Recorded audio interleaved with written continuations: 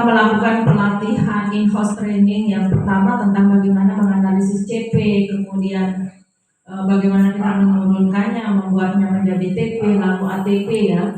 Apa yang membedakan antara K13 dengan kurikulum Merdeka ini adalah munculnya proyek penguatan profil pelajar Pancasila. Sebagaimana kita ketahui bahwa sasaran atau muara akhir dari kegiatan pembelajaran adalah bagaimana kita menyasar dimensi profil pelajar Pancasila. Jadi ada istilah P3, ada istilah P5. P3 itu berarti profil pelajar Pancasila dengan 6 dimensi: beriman, bertakwa kepada Tuhan Yang Maha Esa dan berakhlak mulia, itu dimensi pertama. Kemudian dimensi bergotong royong, dimensi bernalar kritis, dimensi kreatif, dimensi berkebenaran global, sampai ada 6 dimensi ya. Itu P3. P5 singkatan dari penguatan proyek profil pelajar Pancasila, dan ini merupakan barang yang baru kita anggap, yang membedakannya dengan kurikulum K13 ya. Sebelumnya di kurikulum K13 tidak ada P5. Sedangkan yang lain saya pikir sama saja dengan kurikulum K13, melainkan perbedaannya adalah lebih dikembangkan. Ini karena PDF jadi tidak bisa segera dapat. Oke, baik Bapak Ibu, proyek penguatan profil pelajar Pancasila ini adalah pembelajaran lintas disiplin ilmu. Jadi pada proyek P5 ini gabungan antara semua mata pelajaran. Tidak ada istilah P5 IPA misalnya yang di SMP, tidak ada istilah P5 IPS ataupun P5 tematik misalnya, tidak. P5 diibaratkan sama seperti jus buah. Dalam satu mangkok gitu ya, ada jus buah yang berasal dari sumbangan dari beberapa buah-buah lain. Buah mangga, katakanlah dalam satu gelas jus ini ada jus ya. Ini adalah jus buah. Jus buah ini terdiri dari berbagai ragam macam buah-buahan. Buah mangga, buah pepaya, buah pisang, dan buah yang lain. Buah-buah ini diibaratkan berasal dari mata pelajaran, dari IPS, dari IPA, dari bahasa, dari mapel-mapel yang lain, semua. Ini adalah jus buah. Ini adalah proyek P5. Begitu ya. Kalaupun misalnya di dalam mata pelajaran Bapak Ibu, misalnya mata pelajaran IPA terutama ya, tidak menutup kemungkinan mata pelajaran yang lain, ada Bapak Ibu misalnya materi pencemaran. Materi pencemaran, Bapak Ibu menyuruh anak untuk membuat proyek membuat alat penyaring air, misalnya pencemaran air ya. Itu bukan proyek P5, tetapi itu adalah proyek mapel. Ya, dibedakan. Proyek mapel dengan proyek P5. Jadi, proyek P5 adalah gabungan dari semua yang lain. Sehingga persentasenya dari jumlah total jam pelajaran, katakanlah seminggu itu ada 38 jam pelajaran ya. 38 jam pelajaran ini dipersentasekan berapa untuk proyek profil pelajar Pancasila? Untuk yang SD mulai dari 20% alokasi pengambilannya. Kalau yang SMP 25 sampai 30%. Setelah didapat berapa jam pelajaran, katakanlah dari 38 jam pelajaran seminggu itu, setelah dia diambil persennya, dapat Bapak Ibu 9 jam misalnya ya. 9 jam inilah waktu kita untuk berproyek. Nah, nanti itu pembagian jam ini terkait dengan alokasi waktu yang akan ditentukan. Sekarang kita lanjut dulu. Proyek penguatan profil pelajar Pancasila menggunakan pendekatan berbasis proyek atau PBL, ya. Project based learning yang berbeda dengan pembelajaran berbasis proyek dalam program intrakurikuler seperti yang saya sebutkan tadi, bahwa beda dia dengan proyek mapel. Baik Bapak Ibu, ini proyek penguatan profil pelajar Pancasila. Di sini diharapkan tujuannya adalah memberi kesempatan kepada peserta didik untuk proyek penguatan profil pelajar Pancasila ini. Kita disiapin 7 tema. Tema yang kita disiapkan oleh pemerintah itu ada tema gaya hidup berkelanjutan, kemudian kearifan lokal, ada Bhinneka Tunggal Ika, ada bangunlah jiwa dan raganya, ada suara demokrasi, ada berekayasa dan berteknologi untuk membangun NKRI, dan ada tema kewirausahaan. Ini adalah tema yang sudah disiapkan oleh pemerintah. Lalu 7 tema inilah yang kemudian akan kita pilih, tetapkan dengan aset yang kita punya di daerah kita. Dalam pemilihan tema inilah kita perlu berembuk, berdiskusi. Tidak bisa saya sebagai kepala sekolah menetapkan ini loh tema yang akan kita lakukan kali ini tanpa kita berdiskusi. Harus kita tetapkan. Di sini sebenarnya harus kita libatkan juga orang tua murid harus kita libatkan, ya. Oke, tapi tidak apa-apa, kita mulai dulu dari kita berdiskusi bersama nanti ya, untuk menetapkan tema yang mana di antara ketujuh ini yang akan kita pilih. Bapak Ibu, dalam 1 tahun dari 7 tema ini kita diharapkan minimal 3 tema yang akan kita lakukan pada 1 tahun, semester 1, semester 2, dan semester 3. Yang SD diperbolehkan boleh minimalnya 2, yang SMP minimal 3. Nah, kapan pelaksanaannya kalau kita sudah memilih tema yang 3 itu? Ini kita berbicara dalam 1 tahun ajaran ya. Kapan pelaksanaannya? Itulah yang akan kita buat kesepakatan. Pelaksanaannya ini oleh Kementerian Pendidikan kita diberi ruang dan waktu. Ada mau melaksanakan sistem harian, setiap hari dilaksanakan, misalnya dipilih jam terakhir misalnya ya, boleh 1 jam setiap hari. Itu pilihan pertama. Pilihan kedua, dikumpulkan kemudian dilaksanakan di 1 hari, misalnya full di hari Sabtu misalnya. Full di situ kita memilih waktu mingguan untuk melakukan proyek P5. Itu alternatif pilihan yang kedua. Alternatif pilihan yang ketiga, kita melaksanakannya dengan menggunakan blok bulanan. Kita memilih di bulan apa, full di situ Bapak Ibu akan melakukan kegiatan belajar P5. Belajar intranya, belajar BK, Bapak Ibu memilih blok bulanan. Itu pilihannya. Baik.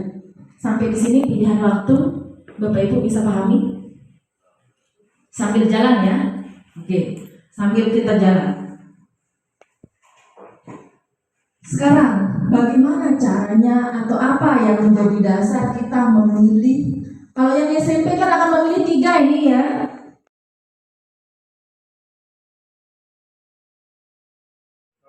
Cocok ya. Dimensi beriman bertakwa kepada Tuhan Yang Maha Esa ini saya pikir sangat cocok untuk sebuah kegiatan. Karena di sini bagaimana kita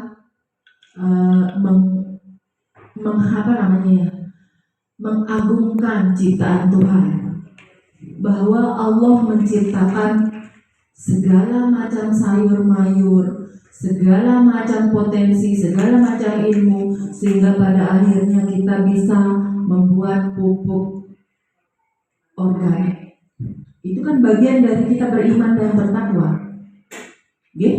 Nah, sekarang selain dimensi ini, ternyata ada elemen dan sub-elemen juga yang akan menjadi sasaran kita. Saya tekankan yang namanya elemen dan sub-elemen ini yang nanti yang akan menjadi isi dari rapot P5. Ini Bapak Ibu.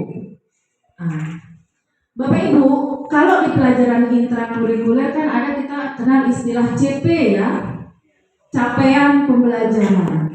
Sama di di proyek P5 ini juga ada capaiannya.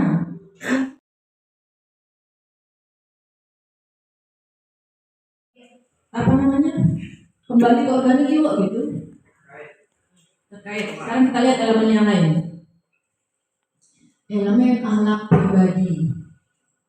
Elemen akhlak kepada manusia. Keterhubungan ekosistem bumi, ada menjaga lingkungan alam sekitar, ada melaksanakan hak dan kewajiban sebagai warga negara Indonesia. Yang mana sub-elemen yang cocok? Memahami keterhubungan ekosistem bumi, ini cocok, ya, cocok dengan tema yang tadi. Berarti ini nanti yang akan kita entry sebagai raport dimensi apa, elemen apa, sub-elemen apa, itu ya. Kemudian kan kalau pelajaran intrakurikuler ada KKM-nya. Kalau kita sudah mengatakan memahami keterhubungan ekosistem bumi ini cocok, terus KKM-nya apa? Di sini. Ini PAUD, ini SD fase A, ini SD fase B, ini SD fase C, ini fase D, ini fase E. Berarti kalau kita memahami keterhubungan ekosistem bumi untuk yang SMP, ini KKM-nya. Bahwa peserta didik memahami konsep sebab akibat di antara berbagai ciptaan Tuhan dan mengidentifikasi berbagai sebab yang mempunyai dampak baik atau buruk langsung maupun tidak langsung terhadap alam semesta. Ini nanti berarti kalau siswa kita sudah sampai pada deskripsi seperti ini berarti siswa kita kategori berkembang sesuai harapan. Saya perlihatkan raportnya ya Bapak Ibu ya, biar tidak bingung. Nanti raport P5-nya akan seperti ini. Ini Bapak Ibu. Proyek pertama apa, proyek kedua apa, proyek ketiga apa. Dari proyek itu dimensi yang dipilih apa. Ini misalnya topiknya ini. Topiknya kita tuliskan, dia di rapor itu topiknya kembali ke organik yuk. Tadi kan ya.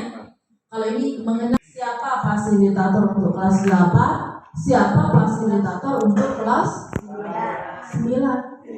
Itu nanti yang akan masuk ke kelas. Ada yang akan memiliki membawahi semua fasilitator. Nah inilah yang di kurikulum Merdeka diakui dia menjadi 3 jam, 3 JP. Jadi kalau teman-teman yang sertifikasi yang kurang JP-nya dengan menjadi koordinator, dia dapat 3 JP. Itu tidak perlu sudah cari-cari jam misalnya di luar. Kalau untung kita satap ini tidak perlu nyari ya. Kalau di sekolah lain maksudnya tidak perlu dia keluar cari jam. Dengan menjadi koordinator P5 dia sudah dapat 3 JP. Kemudian Identifikasi tingkat kesiapan. Tingkat kesiapan kita bagaimana? Sarana prasarana kita bagaimana? Kita identifikasi. Kira-kira kemampuan anak-anak ini bagaimana? Sumber daya dan lain sebagainya harus kita perhitungkan. Kemudian pemilihan tema umum tadi sudah. Kemudian penentukan topik. Lalu bagaimana kita membuat modul project. Di modul project ini nanti Bapak Ibu minggu pertama apa yang akan dikerjakan yang berbeda. Sehingga dalam penerapannya lain-lain aku penerapannya. Itu sering menjadi kesalahan. Proses di sini Bapak Ibu ditekankan ya. Kalau dari tadi saya menyebut produk itu bukan menjadi tujuan utama. Tujuannya adalah proses membentuk karakter. Oke, baik. Dalam tahapan pelaksanaan proyek ini ada 4 tahapannya ya Bapak Ibu ya. Tahap yang pertama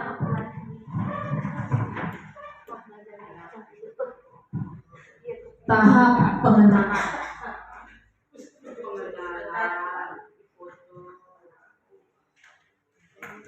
Oh iya benar.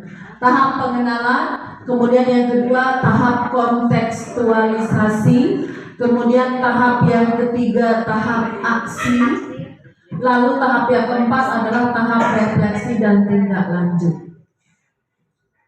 Sekarang umpama yang akan kita bahas adalah suara demokrasi ya. Mau mengajarkan anak pemilihan ketua kelas atau pemilihan OSIS. Yang perlu dengan rentang waktu kita tentukan rentang waktunya 2 minggu misalnya ya. 2 minggu full. 2 minggu berarti ada berapa hari? 14 hari. 14 hari. 12 hari. Kalau misalnya kita setiap minggu pilih yang blok mingguan, berarti 12 hari ini per bulan dari Nino. Sebulan doang 4. bulan berapa? 3 bulan. Per bulan 3 bulan. Berarti 3 bulan kalau sudah pilih blok mingguan untuk tema suara demokrasi. Kan 3 tema atau 2 tema kalau SD. Nyatanya apa? Kalau misalnya sudah pilih abon, ya Bapak Ibu harus koordinir dengan anak-anak. Jauh amat contoh. Selain itu, selain sudah bawakan contoh, sudah mungkin perlu narasumber atau ahli, sumber ahli.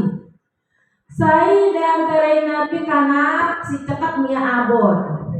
Bu ya datang tene demonstrasi ke Monara. Mulai arah sudah sebagai tim ahli. Nanti koordinator. Enggak dilakukan tiap kelas kan kumpul bareng. Kalau yang SMP kelas itu kelas baru kelas 2 kumpul dalam satu momen. Enggak dia tiap kelas. Nanti didampingi oleh fasilitatornya masing-masing. Bagi diri kalau sudah fasilitator banyak, siapa yang akan menyampaikan materi bagi, siapa yang akan menjaga anak, siapa yang akan lain ngomong, lain aksi. Itulah gunanya sudah satu tim. Ya. Jadi kepada keroyokan, kan? Harus bagian ngerasa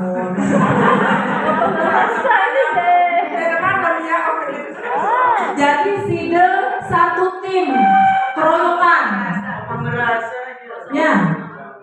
Ndek de mesa kelas ndek. Keroyokan, bahasan. Nah, itu tahap kontekstualisasi. Ya, perkenalan. Kalau sekiranya sudah pilih mana untuk kontekstualisasinya selain kantor desa, milih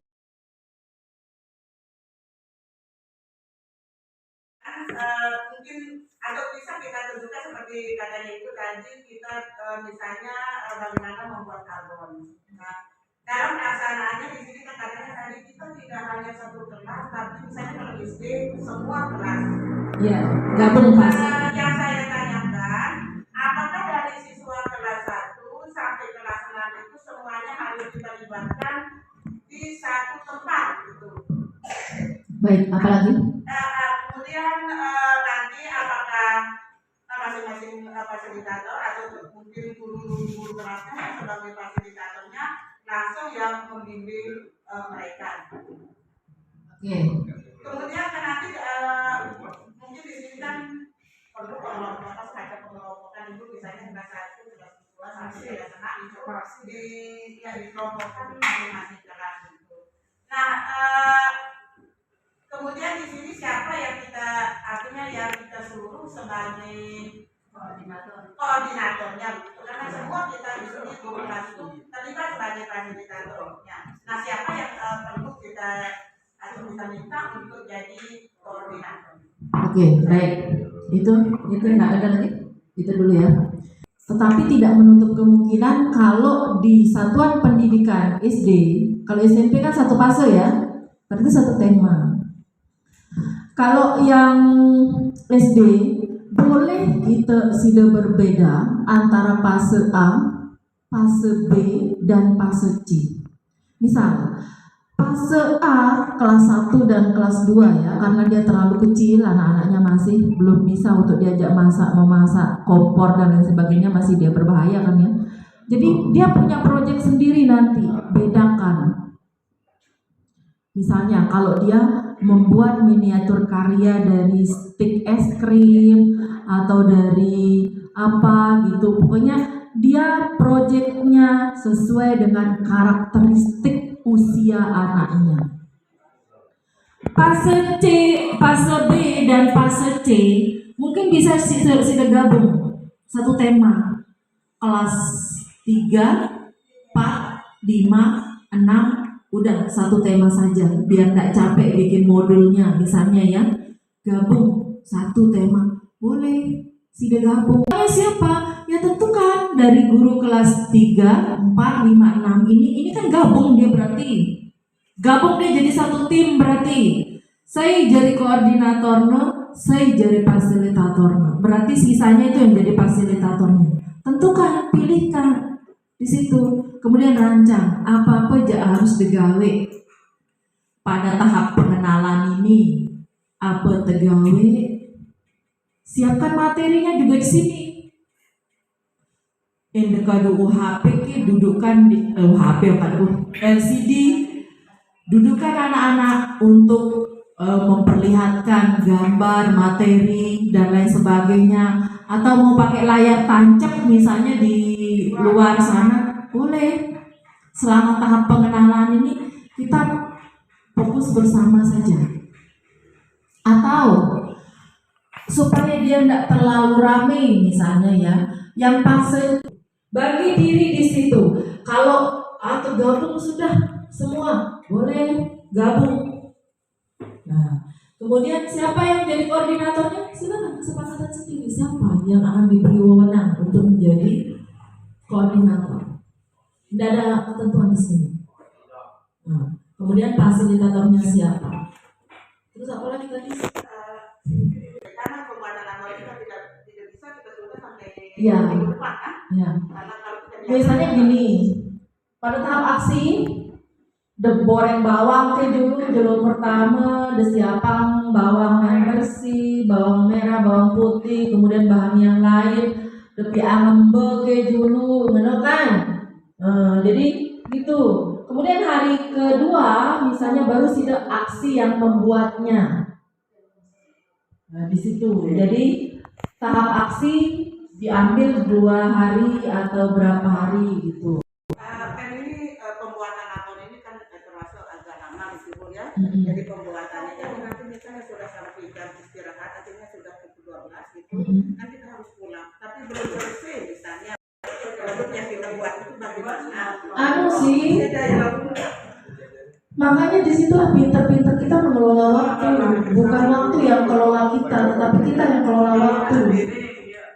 Pinter-pinternya kita, jangan sampai kita yang kalah oleh waktu. Ya. Bisa itu, bisa nggak berdirinya kan? Sudah punya pengalaman sama Akan minggu lain minggu pengenalan akan ke aksi bedakan. Oh iya, iya. Nah, Misalnya kita membuat bumbu-bumbunya itu iya. ya. Nah, ya. Kemudian nanti ikannya kan juga sudah kita siapkan dari rumah. Iya. Apa boleh misalnya ikannya itu kita masak dari rumah atau langsung di sini? Artinya untuk menghemat waktu loh begitu. Nanti kan ada kita cuci kita ini kan Iya. nah, jadi bagaimana misalnya kalau di rumah kita sudah masakkan dia nanti tinggal kita sendiri di sini kita kasih bumbu dan seterusnya. Kalau SD mungkin agak boleh seperti itu ya, dibantu, banyak kan gurunya yang membantu. Kalau SMP prosesnya di sini sebenarnya yang penting ya. Pokoknya na paham karena ini beda sih deh, cekel karena harus na paham. Nah, Beda begitu. sama yang dari kilo, beda sama kilo. Bisa sih kudus tidak buat sebagian sepertiganya anak-anak yang kerjakan.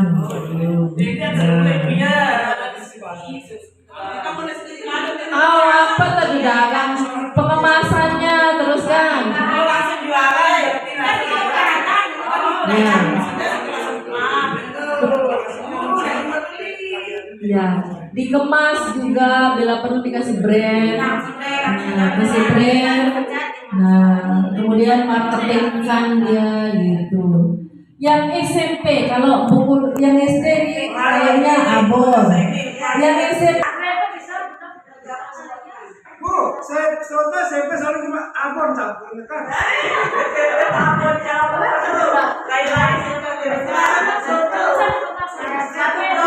ya krepe. Krepe apa?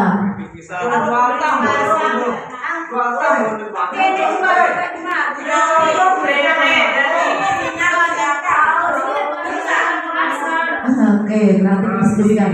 Kalau TK PAUD misalnya Bu Kepala kayaknya cocok bangunlah jiwa dan raga ya. Iya, nanti ya cilok dari apa gitu kan? Cilok yang bisa yang artinya kreatif kita, kreasi kita apa gitu. Cilok sabu.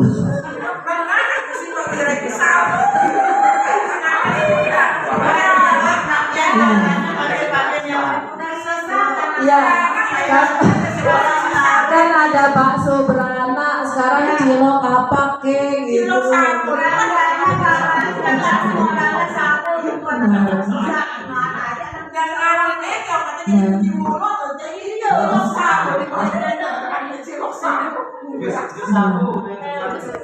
Hanya saja ya harus dipikirkan juga semua barang penegak gawe luar baik kami nanti. Amin. Jadi gitu. Ingat temanya ini ada 7 ya Bapak Ibu ya. Kalau yang SMP, kalau yang SD mau berwirausaha, via abon, via telur asin, via